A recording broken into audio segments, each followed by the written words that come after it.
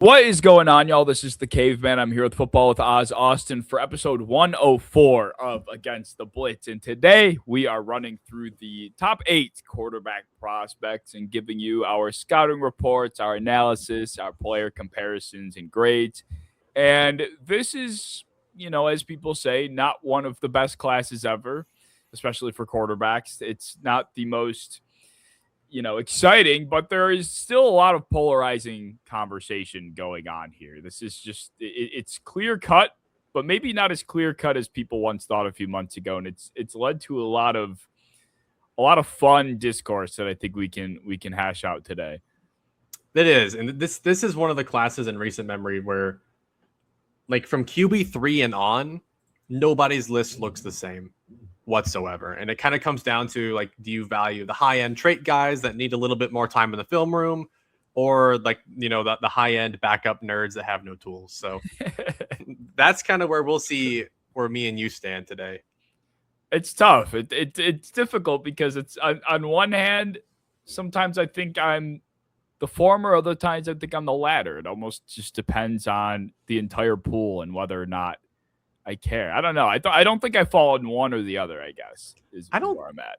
I don't think so either, because there were some guys where I was like, man, this guy has not a lot of tools at all, but, like, I easily see him being a really good backup. Mm-hmm. And some guys were like, the tools are exciting, but I'm like, this guy might be selling cars like next year if he can't figure it out. So it's a very broad range this time of year. It certainly is. And with that said, we might as well start with the supposed first overall pick. I think we all believe it's going to be him, but Dan Orlovsky recently kind of started to stir the pot about Fernando Mendoza and his counterpart in this class. But as far as Fernando Mendoza goes, I gave him just a first-round grade. I do think he's worth a first-round pick. I think everything that's said about Mendoza is true in the sense that in a vacuum, this is not necessarily the player you put together if you're drafting first overall, but position matters, context matters. He's the best quarterback in this class. And I'm the first one to be contrarian. Anybody that watches us, that knows us, I am not afraid to say something that might strike as abrasive or out of left field or even attention-seeking to some extent. I don't think there's a conversation about who QB1 is here. Like, I feel like it's pretty clear cut. This is a class of it's a misfit class. Like, the inconsistencies, the mistake-filled play, the projects that are in this class are stacking up, and Mendoza is really none of that. You kind of know what you're getting. It's an easy, clear projection to the NFL, and everything he does it just feels so concise in a way. Like, if he was playing 7-on-7, this is the quarterback I would want. Like, everything is out on time, ball placement is great, and it reminded me of what we saw from Colts Daniel Jones prior to his injury. It was just like, yeah, this isn't the best quarterback ever in terms of traits, but everything he has is just enough, and he's playing the position so technically sound without making too many mistakes, respecting the football, and it was just working. I think Mendoza certainly will have some stuff to clean up, especially with the Raiders, in terms of taking sacks sometimes and when he's holding onto the ball, but he's not flashy, but we've seen in the NFL recently that it doesn't really matter. You put him in the right spot with the right tools around him, and a quarterback like this can certainly make it work.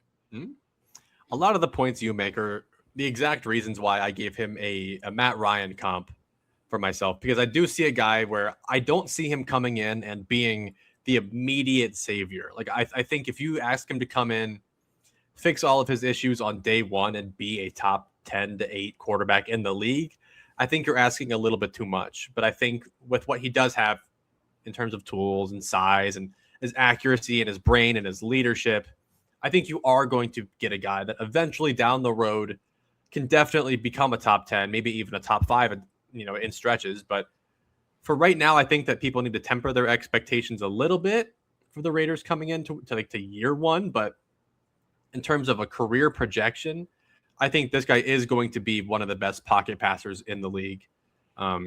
Like you said, not a lot of like big issues there, minus just the sack taking and some of the pocket stuff. And some of that might just have to do with the fact that he didn't have to do a lot of pocket stuff. He kind of lived life on easy mode in Indiana. The offensive line held up. They did a lot of quick concepts and RPOs, and his receivers really caught everything thrown their way. They would have definitely lost a couple big games if receivers didn't make some crazy highlight catches to help win them games. So I think some people are thinking he's a little bit more invincible than he is. But at the same time, I think that everyone just saying he's like an RPO merchant and that his style is not going to work in the NFL. I think they're also being a little too narrow-minded for that too. Agreed. And I think part of why I saw Daniel Jones too is, to me, this version of Daniel Jones excelled a lot toward the sideline, outside the numbers. You didn't see too many like super tight window over the middle throws. And that was kind of the same with Mendoza. Like a lot of his bigger moments were down the field, or he throws a beautiful back shoulder ball. He had a great connection with his receivers that way too. A lot of it is just timing and ball placement and not forcing it into really any sort of danger too frequently. And I think it helps when you're in positions that you're winning. Usually you just don't have to take as many risks, of course, but it might not be fun for a lot of people, but one of the most desirable traits as a quarterback can just be doing your job. And that's what Mendoza did. Like the whole Dan Orlovsky drama was, why did Orlovsky try to point out the fact that he didn't play very well in big games and use that as a reason to be lower on him? It's like, I get where he's coming from, but at the same time, they went on to win the national championship, and Mendoza did his job without risking the chance of them losing. He didn't put the ball in harm's way. He didn't hold on to it and get strip sacked when he should have gotten rid of it. Like, there is a real desirability for that sort of mindset and willingness to just kind of serve your role. So that's important too, that I think people lose sight of a lot. Like, especially when talking about receivers and stuff, it's like, yeah, he might not have 1,200 yards and 10 touchdowns, but this guy does a lot of the dirty work. He kind of just sits back and does his job, and he's a bit of an unsung hero in a way. And I feel like that's almost happened to Mendoza lately. Like, he is not your ideal 101, but he did his job. And at the NFL level, that is the number one most important thing. I just think it's weird that someone like Orlovsky that's been around the NFL for so long, like his main thing was their performance in big games. Yeah, I mean, let's think back to Patrick Mahomes' college football playoff run. How did he didn't even make it? They weren't even close. Same with most big quarterbacks. Lamar Jackson, their team didn't even come close. Josh Allen played at Wyoming. He didn't play in a single big game in his entire college career. And he's one of the better big game performers in the league, because it's not about how well you did in your big games. And he played well in big games. And like you said, he didn't, take the roof off and just unleash for 400 yards a game, Joe Burrow style. But he did his job, and he made accurate throws that he knew his receivers could catch. I think he's kind of becoming a little overthought just because he's been the consensus quarterback one since like halfway through the year. So people are trying to nitpick and find ways to maybe make that not true and look a little smarter than they are. But nah, I wouldn't overthink this one too much. Agreed. Yeah, I think it is fair though, because I'm somebody that is always pro trait, pro what if. Like, I think even though I'm not much of an Anthony Richardson guy anymore, a lot of the reason why everybody was because, oh my God, what can this be? And I think I tend to lean toward those sort of players when ranking guys. Like if we were to do a top 32 quarterback list right now, I'm somebody that's putting Caleb Williams absurdly higher than a lot of other people because I've seen what he can do with a football in his hands, even if he doesn't have XYZ to back up like what other people are looking for. But with Mendoza, I think there's some of that where you're like, yeah, there really aren't too many moments where it's like, wow, how did he get out of that pocket? Or he had a sixth sense in that moment. He had like a Houdini type of escape and throw. Like you don't really get a lot of that. So I think it's tough, understandably, for people to be like, yeah, this is the consensus 101 when there's just, I mean, as far as I'm concerned, not much of that. Like you said, a lot of those moments came at the hands of his receivers more than him throughout the course of this year. So I can understand why it's like a little bit tough to swallow the idea that this is what the consensus 101 is, because it's like, man, there's just not much of that wow factor. But back to that whole idea of as long as you do your job and you take the context of everything else, it's just a justifiable decision. I agree. Well, that brings us to the opposite side of the coin for this whole conversation here. Yeah, Ty Simpson, he's a very broad range. Some people do think that he is still, very much worth taking a first-round pick on. And some people look at his tape and they think this is the worst thing ever created. And I think we can apply a little context to Ty Simpson. And when you watch him, you pretty quickly realize that there is no quarterback in college football that was asked to do more by their coaching staff. They had literally no run game. Their receivers dropped everything. And he played a very tough schedule in his first year as a starter. And for stretches, I think for 4 stretches, he had a stretch of games that were better than any stretch of games that Mendoza had, for sure. Except just like after that stretch and before that stretch, the shakiness is much, much bigger. The issue with him that I kind of have is he's kind of limited traits wise. I think his arm is fine. I think he moves well, but he's a smaller guy, and he was already getting beat up and battling through injuries this year. So him being a little smaller doesn't make me feel really good about sustaining that in his first year of starting. I think everything looks good. Like he moves through the pocket really, really well. He is very smart.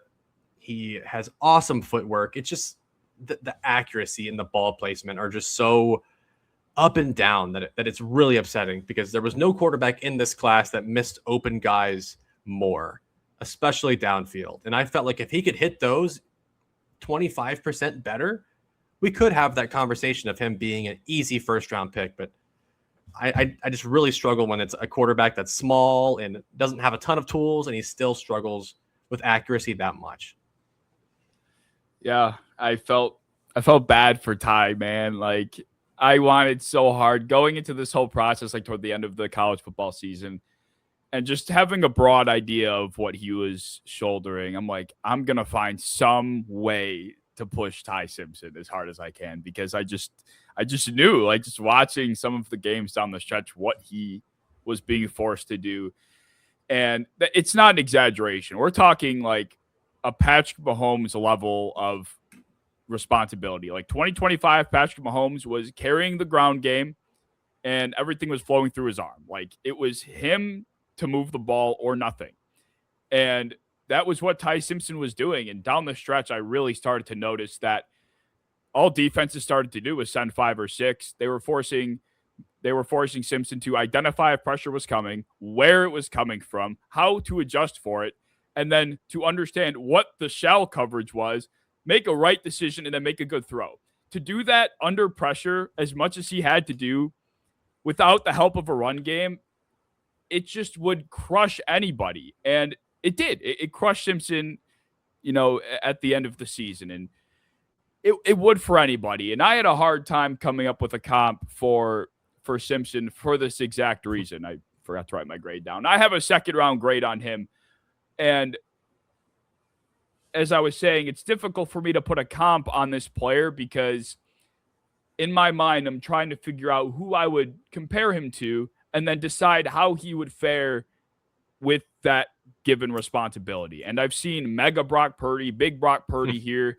I'm like, if you gave Brock Purdy that level of responsibility, I'm sorry, he's getting crushed faster than I think Simpson would have. And like you were saying, there is just so much to really be attracted to when it comes to Simpson's tape. Like you hit the nail on the head. His footwork in the pocket, his awareness is so excellent. And I think he does get happy feet, but it doesn't make he's not bailing early. I think he starts to kind of freak out. His poise will start to really get to be shaky, but it doesn't stop him from trying to stand in, step up, and find the open receiver. And I find that pretty admirable for a quarterback that was under as much duress as he was. And I think the whole arm concern thing can be mitigated when you're not like escaping out the hatch and trying to make a stupid throw on the run. Like if you're sound in the pocket, you can throw a deep ball because you're not having to throw it from 10, 12 yards behind the line of scrimmage. Like there were a lot of moments where I'm like, I don't think the arm is too big of a concern because of how well he steps up and maneuvers in the pocket. So it is just a matter of what you think Simpson can be in a sound situation. And I can understand why Orlovsky is kind of higher on it for that reason. So I get his point. I think it was poorly delivered. I still think he's wrong. Yes. But the fact of the matter is there are not many quarterbacks, especially of Ty Simpson's stature, that could survive what he quite frankly did survive. Like he won a playoff game, which was pretty amazing in itself, given the fact that they were down 2.5 scores pretty early in the game. Yeah, you kind of explained the exact reasons why I gave him a Sam Darnold comp. Because early in his career, Sam Darnold, they threw the kitchen sink at him every single time. And he was blitzed a lot, and he was forced to make a lot of decisions very quickly. And it just didn't work out. It didn't work out early in his career, and it didn't work out, towards the middle. But as he gained poise, as he kind of learned to deal with these issues, and as he got an environment that supported him and didn't let teams demolish him, he thrived. Because there is that natural quarterback ability that we always knew Darnold had. We just had to see it. And he finally got his chance, and he did really well with it. And I see a pretty similar thing with Ty Simpson. Again, if you draft this guy and you ask him to come in year one, handle all that pressure, handle all that mental pressure, and be your franchise quarterback day one, I think you're making a huge mistake. But if you have, a good environment for him, and you'll build that good environment for him, and you let him maybe, marinate and sit for a little bit, I think you have a good quarterback on your hands. 100%. Yeah, there is more than enough positive tape to come away from Ty Simpson thinking there's something here to explore. And I don't know what I was listening to, but it was a fair question, and it was one that people were very split on, and I want to know your opinion. Okay. If Jalen Milroe was still at Alabama, who would have started in 2025? I think I don't know. Milroe probably because he was the starter. It's hard to Who is better? Who is better? Let's just put it I think Ty Simpson was a better prospect and quarterback than Milroe. Yeah. Milroe had his fans, and I liked him. I mean, he's fine.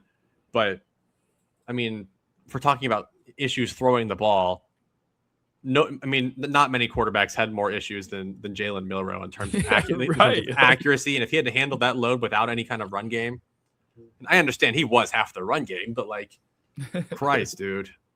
No, Ty Simpson coming in to be my starting quarterback, I would feel way better about than Jalen Milroe.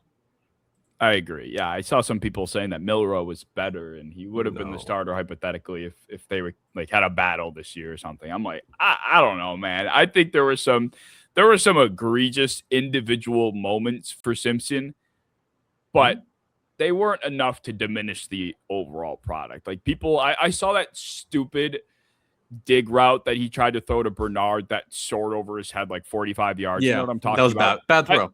I saw that. I've seen that play on Twitter as much as I've seen Jordan Tyson highlight reels. It's come on, dude. We don't need to keep bashing this guy for this one bad throw. There were so many good passes where I'm like, holy shit, he put that in a bucket.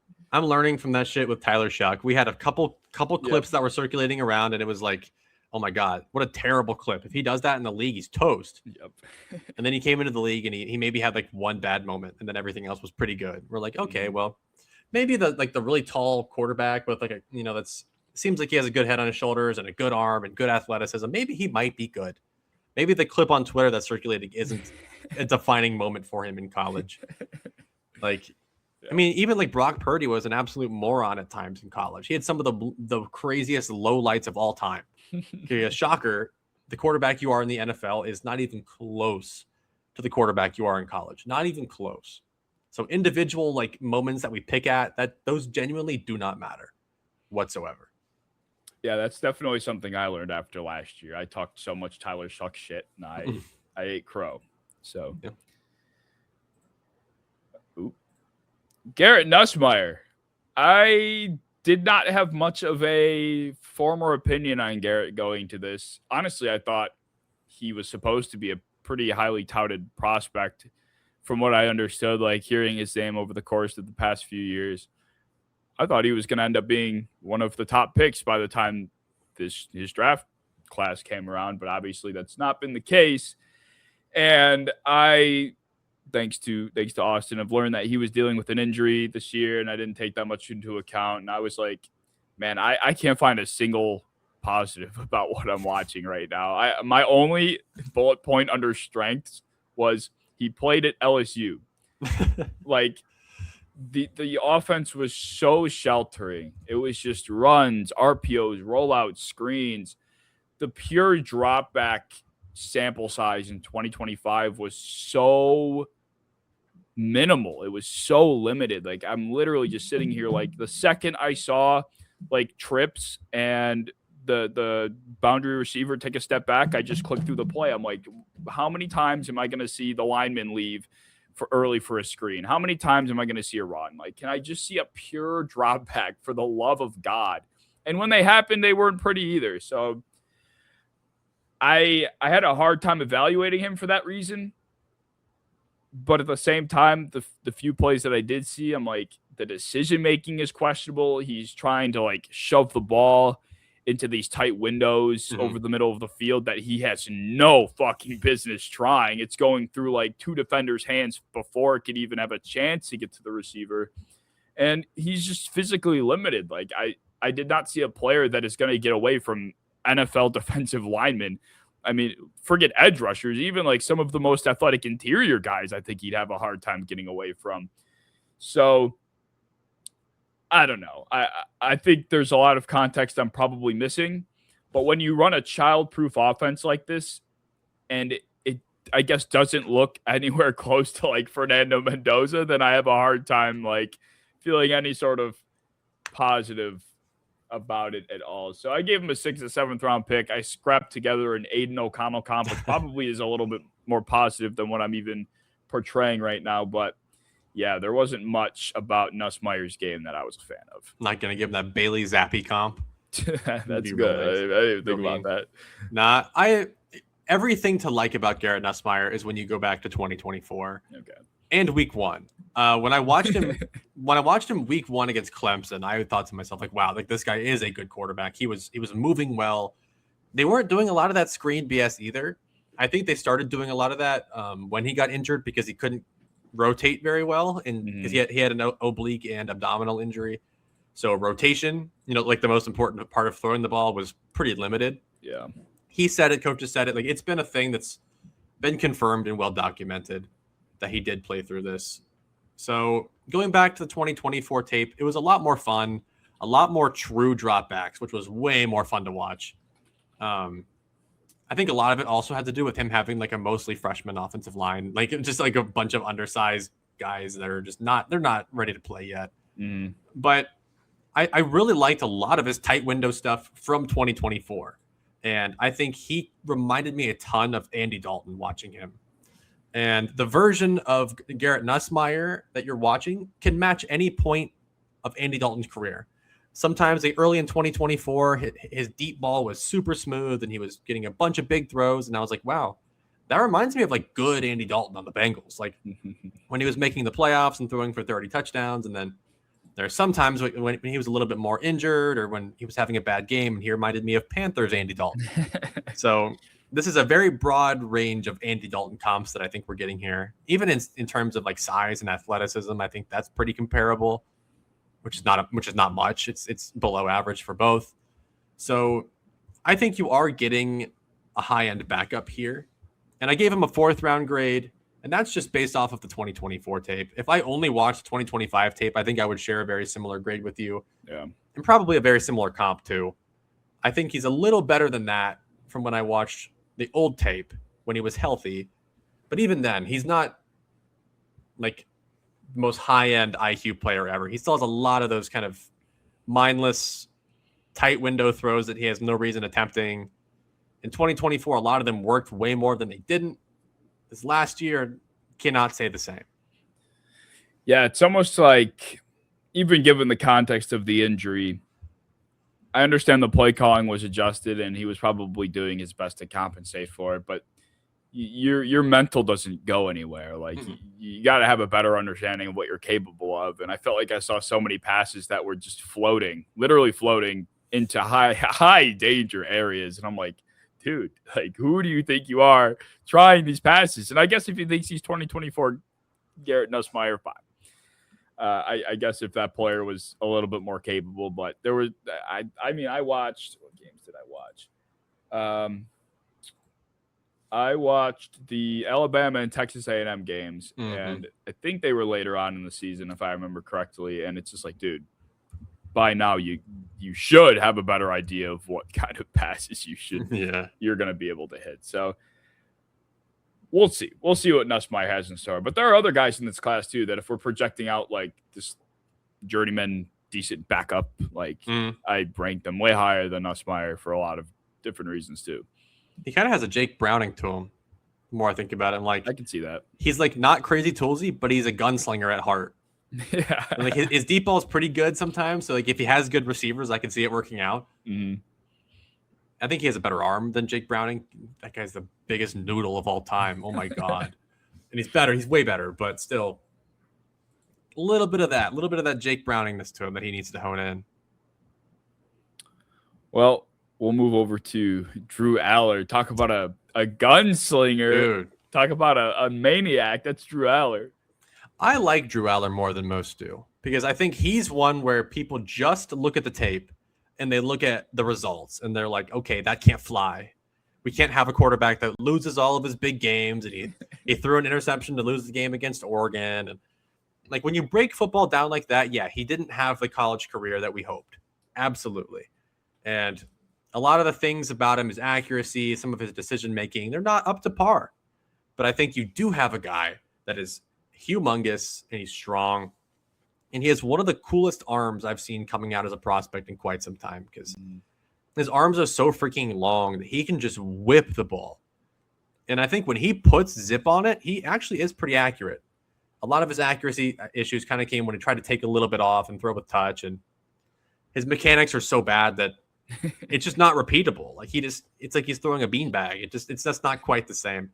But I saw a lot of Joe Flacco in the good parts and the bad parts of him.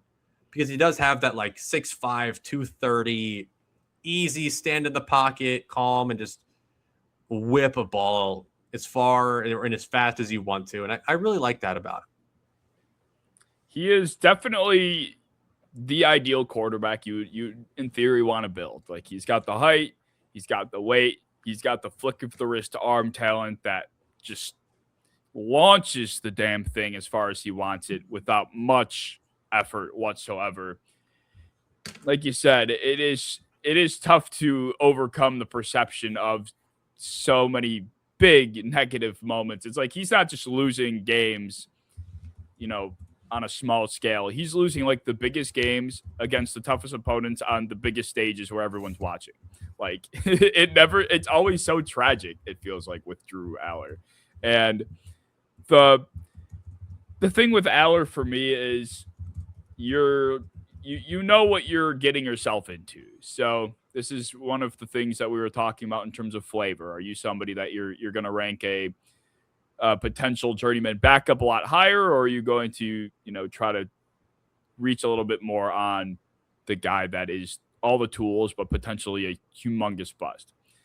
But this is where my clear-cut answer isn't clear. I think in my case with Drew Allar, I think he's definitely worth like a late day 2, early day 3 dart throw. I gave him an EJ Manuel comp, another big, beefy quarterback with a big arm. He was mobile, but there were just so many mental things he needed to adjust in his game that he just couldn't overcome them. Now, granted, EJ Manuel was a first-round pick thrown into a drought football team looking for an answer at quarterback. He crumbled. Drew Allar would also crumble in that exact scenario. He, in theory, shouldn't be thrown in that situation. So it could be better. It could turn out different for him. It just is.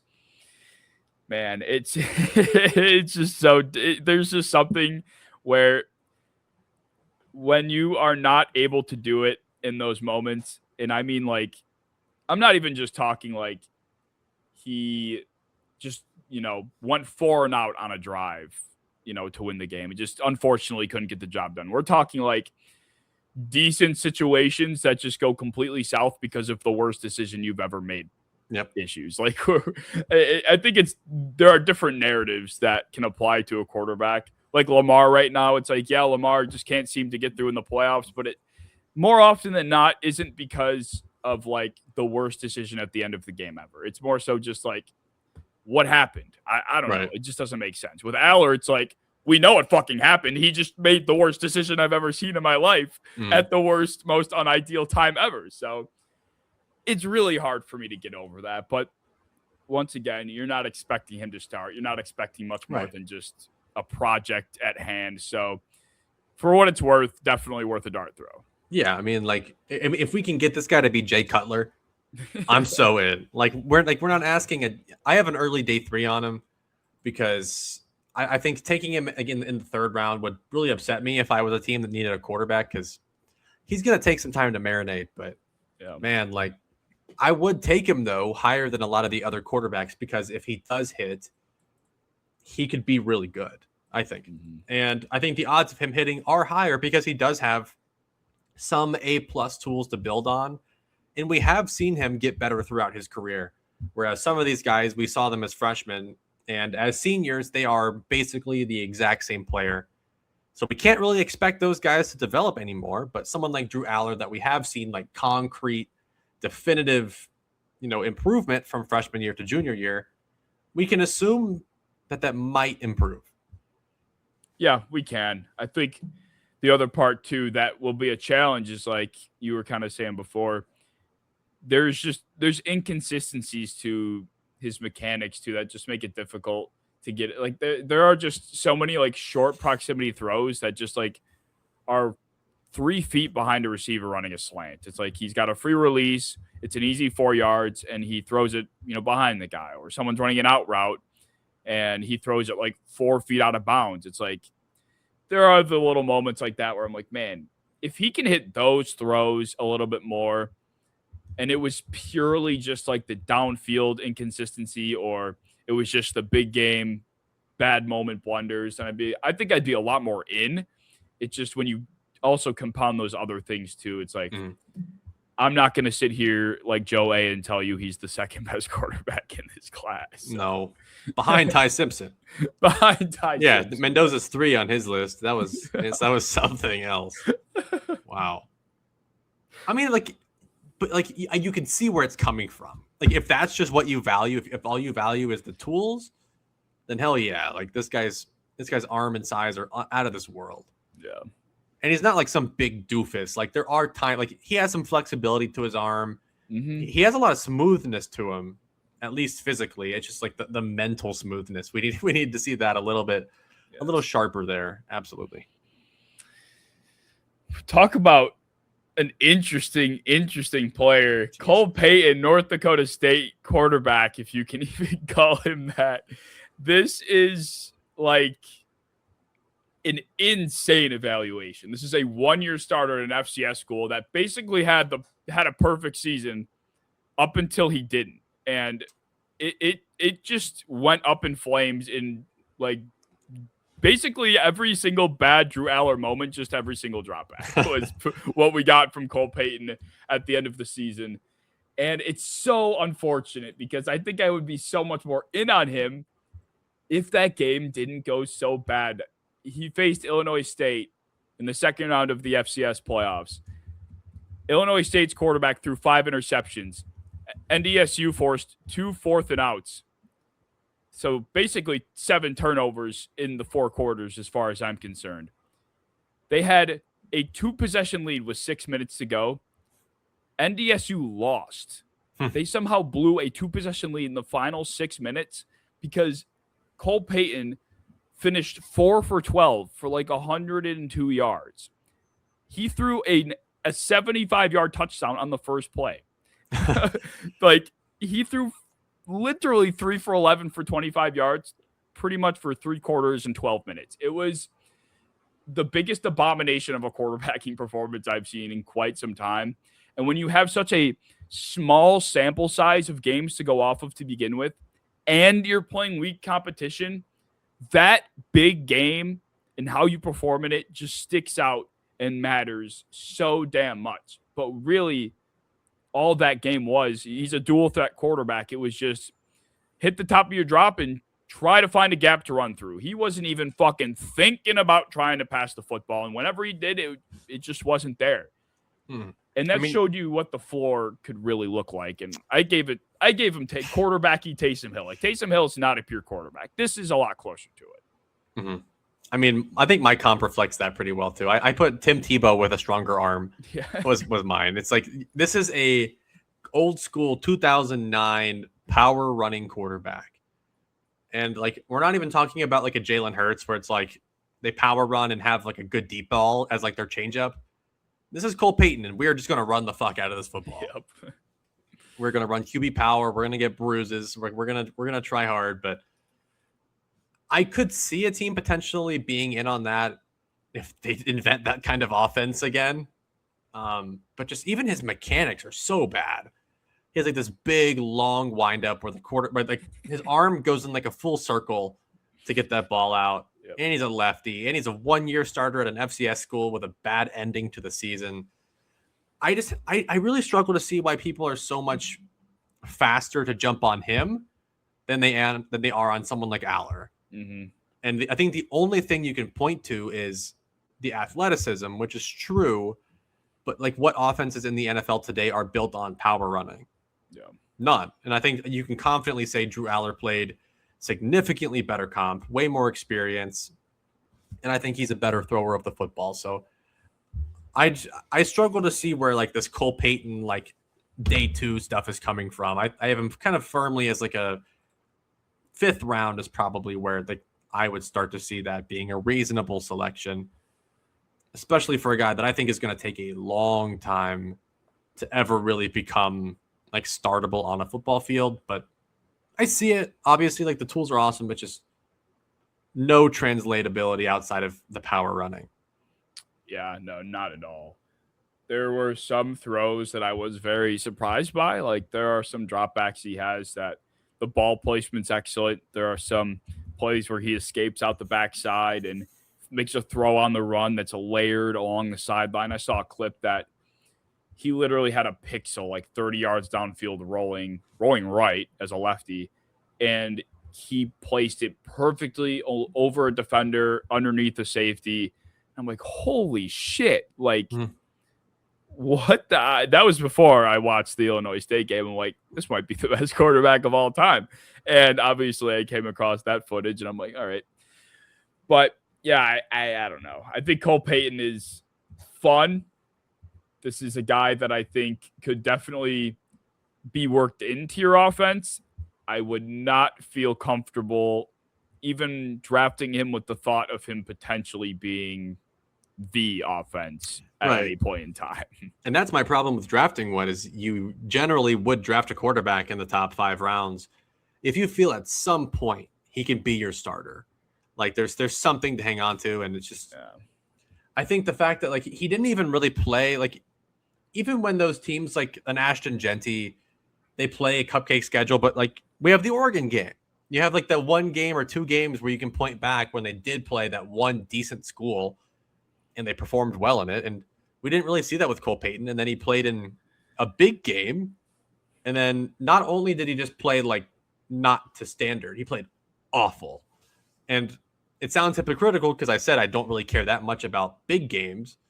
But when you play such an easy schedule and the one time you get to prove yourself, still against Illinois State, which is not producing any NFL talent this year on defense, you put up one of the biggest disappointing games we've ever seen from a quarterback prospect. So it's a hard one to swallow for that. Agreed. Yeah, and like you were saying, aside from the competition and the archetype and the whole 9 yards, the mechanics are just bad. They're just bad. Like, maybe if you took the video and flipped him so he'd be a righty like people were doing with Tua a few years ago, I'd feel a little bit differently. But when you're saying it's a full like how do I even like represent this? It's literally like circle. Like I can't even I can't even replicate it. Do like a full on like arm extension. Like the ball starts down like almost by its hips. Yes. It's like it literally full rotates. Yes, and that's just not sustainable either. And I think that he had some accuracy issues from it, but that's also going to be strip sack heaven for any edge rusher coming around. That's how they lost that game. He got strip sacked. Somebody's going to come around and just boop, knock that ball right out of your hands when you pull it all the way backwards. It's just not. It's not a sustainable way to throw at all. So he's just. I see it. I just don't. It's not for me. Not for my team. If I need a quarterback, personally. Yeah. I agree. You would think with the amount of wind up, he'd have a little bit more like zip on his football too. Like there really isn't much there. Like if you asked him to hit an NFL window over the middle on time, whether anticipation or not, like I don't think he could do it consistently. There is not a universe where I could see him being a middle of the field passer at the next level, like at all. So I think his mechanics are why. Like I think like he, obviously if you look at his arms, he's freaking huge. Like strength is not an issue. He doesn't put it together at all. Like there's a reason why a 6'6", 170-pound pitcher in the MLB can throw the ball a lot faster than a bodybuilder. It's like fully lower body to upper body marriage and mechanics to zip that ball. And this guy's a big buff quarterback. It's just, and he has a pretty strong arm. It's just, he's watering himself down with the mechanics because it could be way stronger. Yes. It makes you wonder, like, what are they doing at practice over there? I mean, FCS running the fuck out of the football. How long he'd been in school? He's been there all 4 years, I'm pretty sure, right? Yeah. He was behind Cam Miller last year or two. And then this was his first year as like an actual starter. So like he's just been holding the clipboard for a while and like holding the clipboard, eating and working out for 3 years. And then this was his year to be the guy. And he was good. Like he had a good season, all things considered. It's just, I'd be worried about the way that it ended. Yeah, me too. I think not to take this away from him either, but you got Bryce Lance running against FCS secondaries. You're probably going to have an easier time than a lot of other FCS quarterbacks. That is true. Bryce Lance is awesome. We don't care about the competition for him. That guy was just cooking. He was cooking people. Literally. Just sprinting past everybody. Well, that brings us to Carson Beck. Carson Beck, to me, is a very, very straightforward and simple evaluation. He's got the most experience of any quarterback in this class. He's comfortably this runway projection to being a backup, potentially a short-term starter when needed, and couldn't be successful at it. And I was watching him, and I'm like, this is Jimmy G. I felt like this was Jimmy G through and through. And I think the best part of Carson Beck's game is what made Jimmy Garoppolo so good and efficient and, capable, quite frankly, of playing at the NFL level is his ability to throw with anticipation. I think Carson Beck was definitely the best in this class at doing that. Granted, I think a lot of other guys just weren't asked to do it as much, but Beck was excellent at it. And I can very easily see him in one of these kind of gimmicky Shanahan offenses that are just, waiting for these dig routes to develop over the middle and to hit them on time. Like that's the exact type of situation that if you want him to be successful starting is where he's going to have to be. But generally speaking, this is probably a guy that people will want in their room as a backup, but a highly touted one. Yeah, I mean, from the tape, you have the size. I think he generally throws a pretty accurate ball. Like you said, he's on time. A lot of it looked good until it doesn't. Yeah. I gave him an evil Davis Mills comp because this is partially why I think I'm not a fan.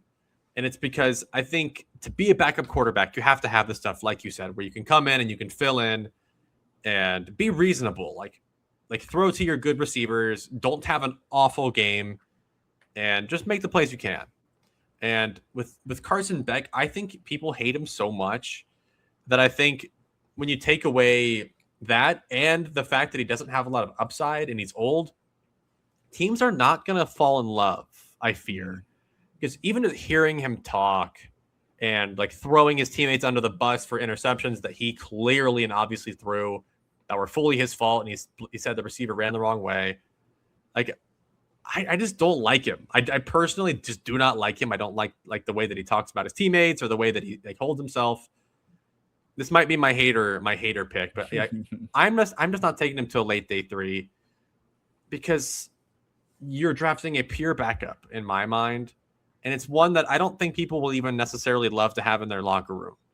So that, with like the lack of really any athleticism at all, like you're drafting evil Davis. Like, this is evil Jimmy G. And I think if Jimmy G wasn't hot and really likable, I don't think he had an NFL job at all. Like, I think a backup being likable is like half the reason they can get onto that team, to be a leader and to be a mentor. Like Charlie Whitehurst, they call him Clipboard Jesus. They love that guy. Charlie Whitehurst does not have an NFL career if he was a huge douchebag and everyone hated him. And I fear that might be the case with Carson Beck.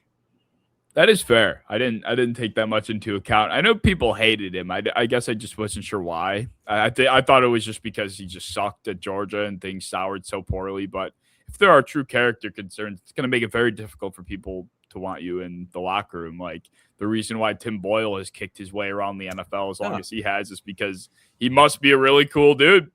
So he must be friends with everybody, and he must have connections. Like, if Beck doesn't have that, and you're like not probably getting much out of him from an actual quarterback perspective, he'll have a hard time. And I think another thing that reminded me of Jimmy G for him is just like, his arm isn't great. I think he can handle the anticipatory stuff well on the intermediate level.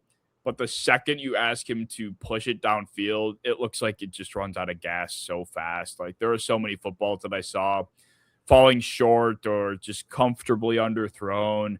And that was a lot of Jimmy. Like, that is quite frankly something Jimmy G struggled at, a lot, especially down the stretch of his career. So we'll see. I guess his character will be what determines his career, because I do think this is definitely in that bucket of comfortable long-term backup that people appreciate, assuming that they're not an asshole.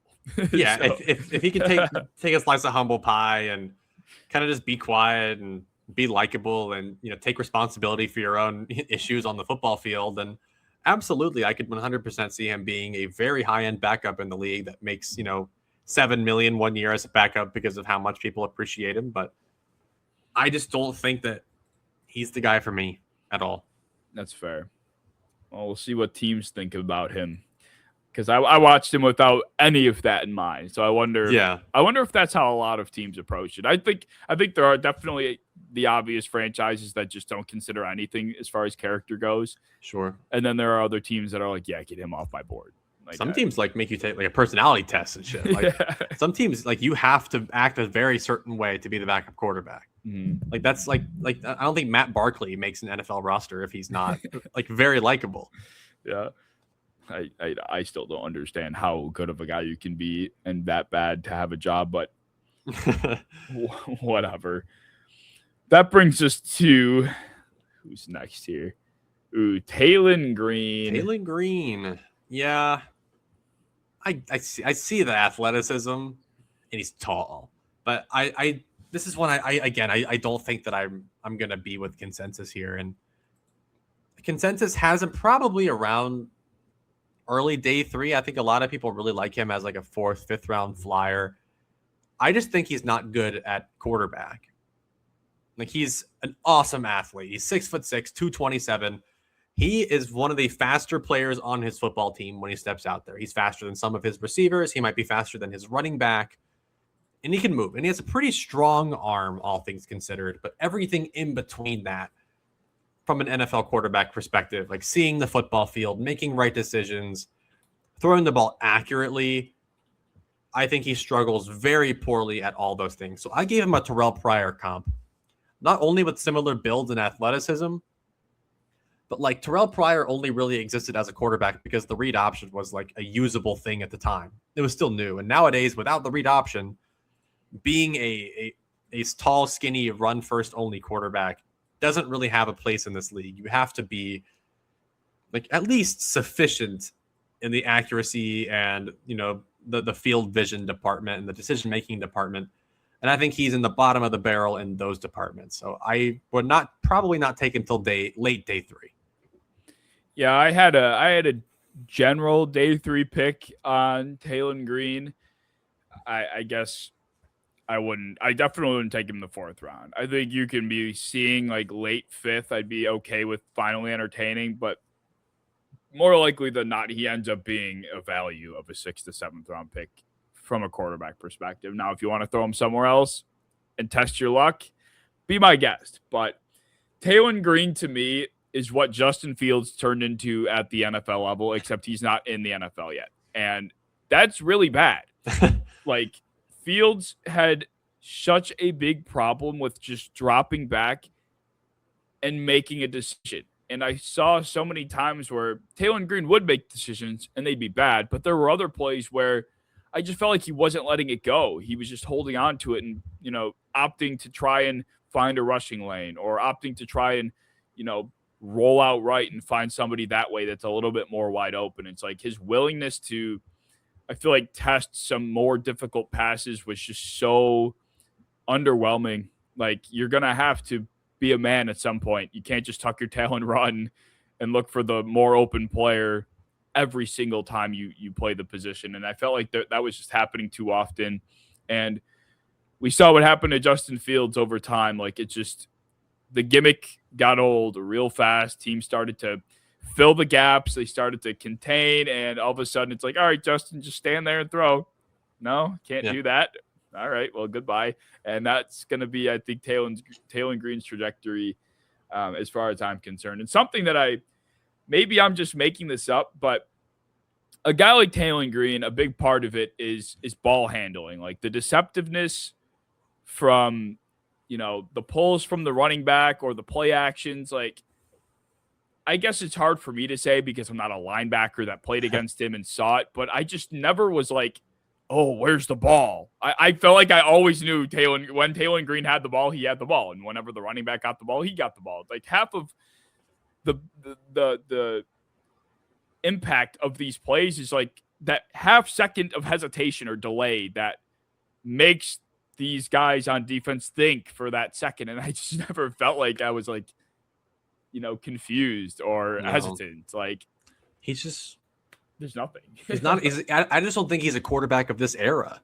Yeah, and that's okay. Like even then, like when I was trying to think of a higher end comp than Terrell Pryor, I was like Colin Kaepernick. That's kind mind. of what I'm seeing. I was like, he's tall, he's super athletic in a straight line, and his arm was pretty strong. But I really don't like. All things about Kaepernick aside, like I just don't see his style winning today. Because it just doesn't. Like no one else is doing that because we've learned what a read option is. We've learned what a QB counter is, and we've learned how to defend all that stuff. So in a league today that's a little bit more misdirection and deception and takes a little bit more suave and nuance from the quarterback, I think quarterbacks like this just fall short. So when teams are playing too high coverage and they're really good at stopping the run from the quarterback now, they're going to have a really hard time. Yeah. I unfortunately think this is, and it's kind of ironic too, because we're talking about, it might be ironic, I should say, to a listener potentially for us to say, oh, the guy with potentially the most athleticism is the one we're almost lowest on when we're talking about like Allar or, you know, the traits of any of these other guys. But when you simply can't make a decision, I feel like that's kind of a big problem. And I thought that was my biggest issue with Taylen was just his inability to be snappy as far as decisions go. It's like even in Nussmeier's case, it's like even if he's making bad decisions, at least he's like dropping back. He's like, all right, that's the window I'm going to try to hit. It's like there were windows that I felt like Taylen Green could have been trying, and he just I don't want to. Like it's kind of if you took one of the most physically gifted guys on the planet and then just told them to go try playing quarterback for the first time. Like clearly things happen where you're like, wow, that guy is gifted. And he does things that no other quarterbacks can at times. But a majority of the time when like majority of plays in the NFL don't look extraordinary. Most of them are very, very normal, and they are like within the bounds of the play. They are very normal, scripted, structured plays. So being like this crazy, downfield runner with a somewhat strong arm, those don't really matter all that much. Like, you have to be able to do the other things to at least a normal amount to unlock the full potential of your upside. And I just don't think that he can even do those at a sufficient amount, where someone like Drew Allar, I think he can, and someone like Cole Payton has shown flashes of. Yep, agreed. Well, that leaves us with the final quarterback we're going to talk about tonight, and that is Cade Klubnik, who I gave a Gardner Minshew comp. I gave a late day 3 grade. I don't know, almost in a Nussmeier sort of way. I'm like, I don't know. There's just not much I'm attracted to here. He's another guy that, as far as I'm concerned, had a lot more to offer in 2024. I think people were talking about him as being the quarterback one of this class prior to 2025 occurring. So it's been quite a fall from grace. But for my limited 2025 perspective, I didn't see a guy that dealt with pressure very well at all. I saw someone that when he knew what he was seeing, he can make a good throw. He could dart a ball into the middle with good anticipation and make a good read. But the second he was slightly unsure, and then he was forced to hold the ball, and then he was feeling a little bit of heat, that's when there were some pretty not so pretty misses. So, and it's tough to know, was there an injury with Klubnik? Because didn't his rushing success kind of decline from 24 to 25? I mean, not some. Yeah, he had an ankle sprain in week 7. Okay. In this year, but like overall, like for the majority of the season, I don't think he had anything major. A lot of his issues, like you said, is just the dealing with pressure part. He kind of does the same thing every time. It's just a rollout to the right every single time. It's like the Jalen Hurts, like where you go backwards and to the right. There's no stepping up, none of that. It's just run to the right. And I think he has better tools than people give him credit for. I think he's a very good athlete. Like, we've seen this guy roll out, have a lane, and outrun DBs. Like, he can do it. But when it's like, I don't know, man. The under the pressure stuff really made me upset. I gave him a mid-day 3 because I think when he's clicking, there is some like Bo Nixie type stuff to him. But for a majority of the plays, I think he has more of a Will Levis to him, where you do see like that athleticism, and he has a snappy release, a snappy arm, and there's some really good stuff that comes out of it. But every single time it's like decision time, make a decision fast. It's usually a pretty poor result. And like you said, the 2024 tape was good. It was genuinely good, and I really enjoyed it. And then he just didn't get any better. And that's the scary part, because he's a smaller framed quarterback with maybe league average tools, and he's just not even close to being there mentally. So this is another guy that I probably wouldn't take till 5th, maybe 6th round. So I'm higher on him than you, but not by a huge margin. No, yeah. Poor Klubnik. It just was, like I said, I feel like when I saw him on a drop back where he knew what he was seeing, he actually looked like a functional, like capable and high level decision maker, and with a good arm. Like, it was there.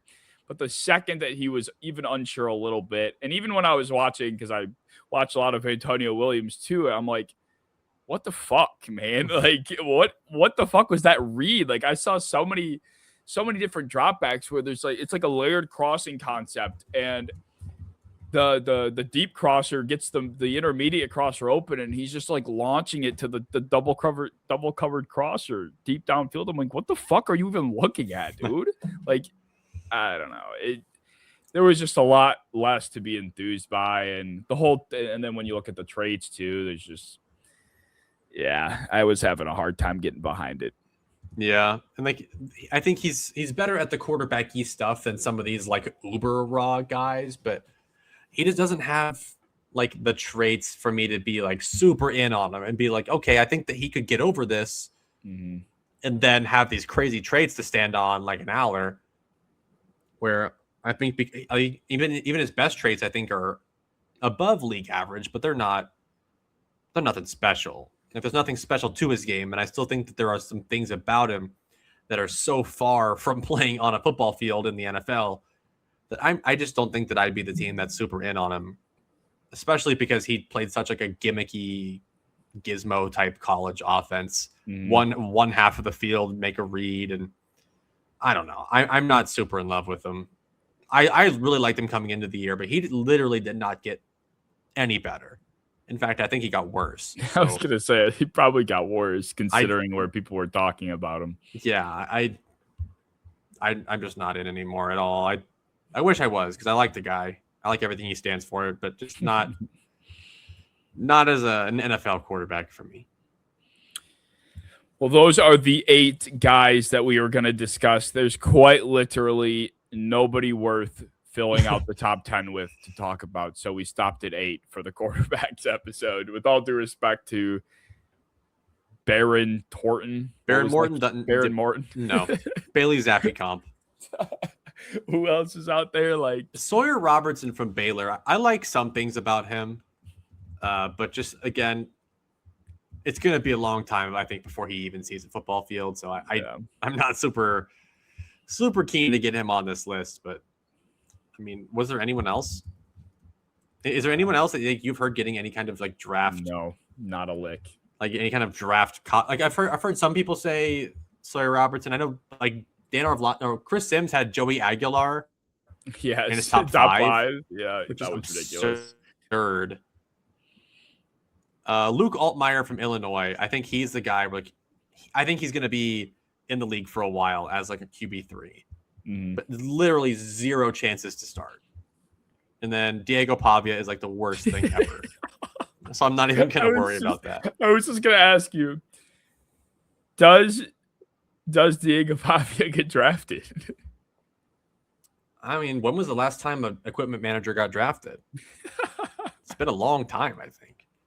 I mean, they traded Kyle Korver for a fax machine. I mean, anything's possible.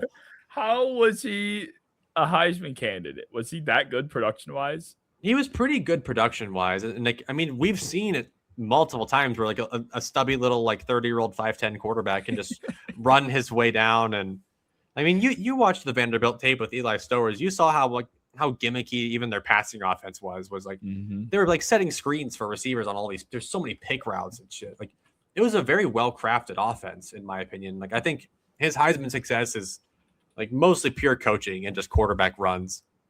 But being like a 5'10" quarterback with like average speed in the NFL is just not going to fly, especially with literally 0 tools. Jake Retzlaff. You're an asshole. What about Jake Retzlaff? Also no. Yeah, so nothing. He's like, again, like quarterback, kind of undersized and not that athletic running quarterback. Okay. I just don't see it at all with that guy. Well, because I remember we were doing our episode preparing for the college football playoff, and I think I was watching. Who did they face in the first round? They faced Ole Miss. They faced Ole Miss. Okay, and I think I was watching Shameless, thinking it was Retzlaff the whole time. I'm like, holy shit, this guy's not bad. Chambliss would be my QB3 if he was playing in this class. I think he'd be my QB3, and he would give me another guy to say good stuff about in this class. But unfortunately, he is not. He has gone through every legal process possible to not be in the NFL. He does not want it to happen. It's so weird. He beat the case, dude. Like people like 15 years ago were suing the NCAA to let them into the NFL earlier. Mm-hmm. And now we have a guy that's like scrambling and scratching his way to not have to go to the NFL. That is pretty crazy. I've never seen anything like it. That is pretty crazy to put into context. Like he literally tried to do anything he could and he won. I can't believe they appealed it or whatever they ended up doing. Yeah. But like guys like that worked. Like he's been in college for like, I mean, is this like his 6th year now? Yes, it is. He's also one of those long-term COVID guys or whatever the fuck. Like someone like Drew Allar, he was like a normal senior. He went like freshman, like sophomore, junior, senior. Yep. And they're like, yeah, you're out of eligibility, no negotiations at all. And he missed like 5 games this last year due to injury. So I'm just like, I just don't fully understand how all these hoops work. Mm-hmm. Yeah, I don't either. The JUCO stuff and all that. Like, I don't know. Well, we might as well wrap this episode up with a ranking. Rank your top 8 quarterbacks of the 2026 NFL draft. 8? You might need to go for 8. You might have to go first while I compile my list real quick. Well, the guys we talked about, my ranking goes as follows. I have Mendoza 1, Simpson 2, Drew Allar 3, Cole Payton 4, Carson Beck 5, Taylen Green 6, Garrett Nussmeier 7, and Cade Klubnik 8. Okay. I like that. So you said you have Cade Klubnik 8? Yeah, Nussmeier and Klubnik could be basically swapped out. Like, in my opinion, I'm struggling. If you dress them up in the same jersey and you had them both shave their face, I don't think I'd be able to tell you the difference between these two guys. Yeah, well, for my list, I'm going to comfortably have Fernando Mendoza at 1. I'm going to pretty comfortably have Simpson at 2. I think I'm going to do Drew Allar at 3. I will have Garrett Nussmeier at 4. And then probably Cole Payton at 5. Then Cade Klubnik at 6. Probably Carson Beck at 7 and Taylen Green at 8. Wow, you hate Beck that much? I hate Beck, dude. He's wow. I just don't like Carson Beck. I don't like anything about him. Like, I think he is Nussmeier. Like, he is all those guys, except he's like evil. I don't want an evil quarterback on my team. There's nothing good about. I'm telling you, there's nothing good about this guy. I feel like Colin Cowherd right now. He wears backwards hats. I don't like it, man. I just feel like he's gonna celebrate his first touchdown pass by like frat flicking, and I'm just gonna get so. He's that kind of guy. And I'm just like, I don't like this man. How old is he? Like 24. That's it, really? I mean, that's pretty old. I mean, yeah, but considering how long he was at Georgia for, and then going to Miami, like, it feels like he'd be older. Yeah, I think this might have been his. I think this was only his 4th year, though. I think he was at Georgia for 3. He's only at 23. Yeah, maybe 24 by November. Yeah, I thought he was at Georgia for like 4 or 5 years. Was he not? I don't know. I thought last year was the first time he was eligible, and then he didn't go. But he declared at Georgia. He declared for the draft last year, and then said, "Actually, never mind. I'm actually going to transfer instead." And I think his stock is probably the exact same.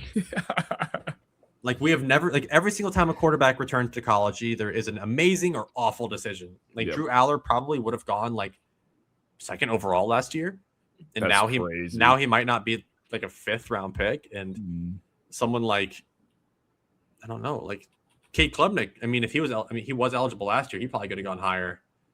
And then someone like a Carson Beck might have gone like 4th round last year, and he's probably going to go 4th round this year. Yeah, his first season in Georgia was 2020. 2022, 3, 4. He was there until 2024, and then he was in Miami 2025. Interesting. Well, yeah, I mean, poor Drew Allar. He had the world in the palm of his hands. Yeah. He really did. I mean, he still very well could be an absolutely awful quarterback. Like, but he just has that arm is so much fun to watch, man. Yeah. He can do things with that football that no one else in this class can do. Mm-hmm. Even from like turning the arm strength down and just flicking it with like, oh my God, he has some of the coolest highlights in this class. It's just rein it in. Rein it in, please. Well, that will wrap up our quarterback episode. We still have quite a few positions to run through, but we're doing our best chugging along here. There's a lot of fucking players in this class that we're getting to, but we're making our way. So if you guys want to see the rest of our prospect reviews, of course, like, comment, share, subscribe, leave any thoughts you have down in the comments. You can join our Discord, linked in the description below if you want to talk more football. But thank you for watching. See you in episode 105.